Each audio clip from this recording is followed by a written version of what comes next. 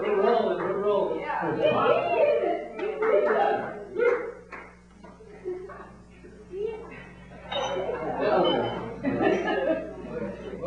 We're smoking, yeah. Right. Well, we're going to smoke with the next reader who's read here quite a few times, and real excited to have his perspective of this man. It's really, it's good. It's really good. And his name is Gary Hicks, and if you haven't heard him, you're going to really enjoy him. Give him a nice hand, Gary Hicks.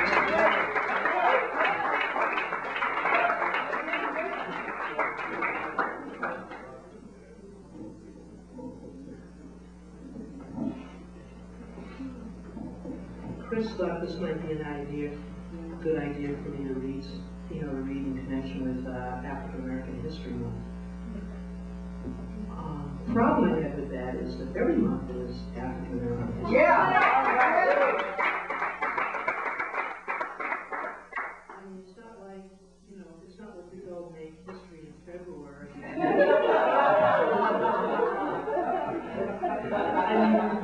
And remaking history, or somebody like George Bush is trying to make history on us. So, yeah. Anyway, but tonight I'm dedicating this part of the poetry series to Malcolm X, who 26 years ago today was murdered by the powers that be for having the nerve to call things the way he saw it. In doing so, made it possible for people in places like Naked City to call them the way they see it. So, I'm going to start out with a poem for which, for want of a better title, I call Boston Before the Air Raid. In this summer weather, in the dead of winter, lovers will let their long-planned housekeeping wait for another season or two. On Washington Street, a lone tenor sax player wails to the heavens, bells out, blowing in the wind. Once a song of protest and warning, now a funeral dirge announcing a faraway war on its way home in force. This griot with a sax has air superiority in his ground war for coins in the hat.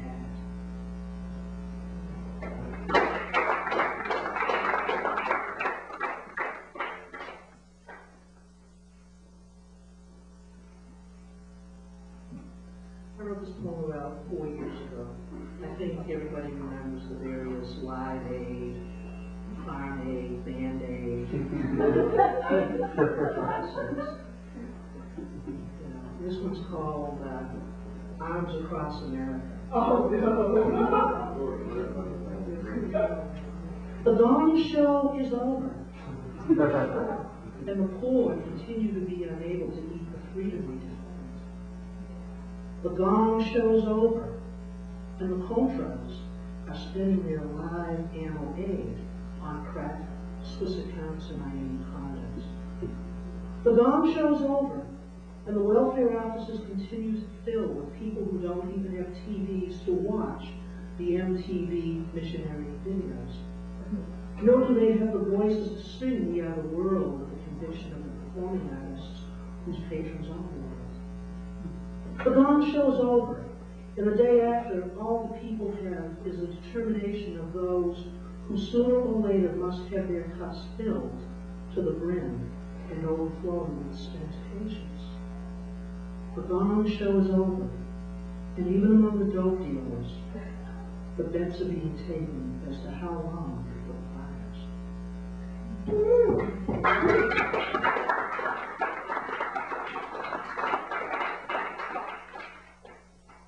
This happened, the following incident actually happened to a friend of mine named Adrian Barry, who's a South African who teaches Black history at Oxford Community College. It's called Malcolm v. X.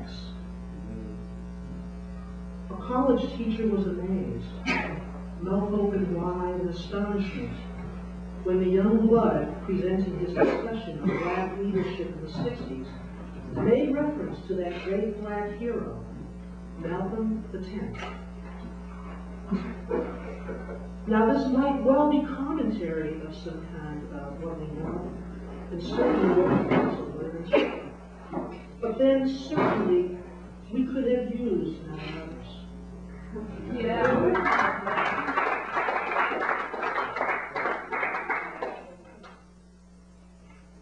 This is called marathon.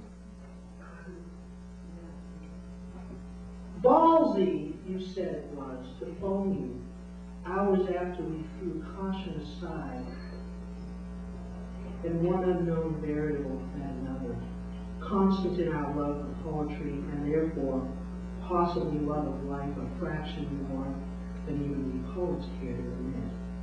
And so we went for it, whatever it was, and talked between bars, here retreating, there returning when the wild moths of satire chilled out. And we talked and talked lines of poetry and rivers of tears to whole rounds of drink and some food I recall, until the grit of bearing our souls made rocks less hard and hard places softer.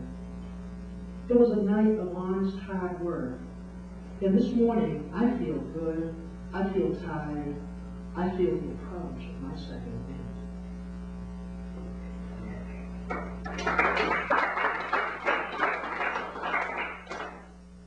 Chinese restaurant scene. White, late 40ish, and working some swing shift gig, allowing supper time in Copley Square in the subterranean Asian eatery.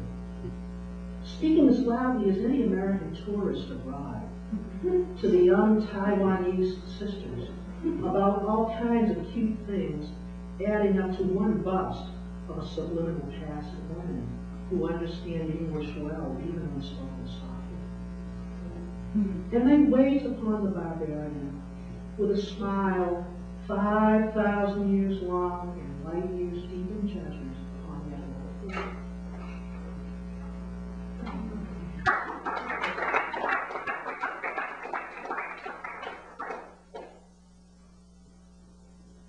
This poem is about, it's called Urban Archaeology. If you go to 26 Court Street, you will find a plaque stating that on this site stood the city's first prison ever. And further on up the street at the corner, you'll see the sign reading Scully Square, pointing directly at Government Center, red light district of the new same old type.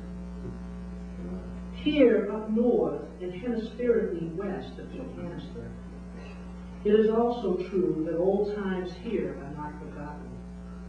And like in Mexico City, conquerors built cathedrals over the ruins of temples of the Irish.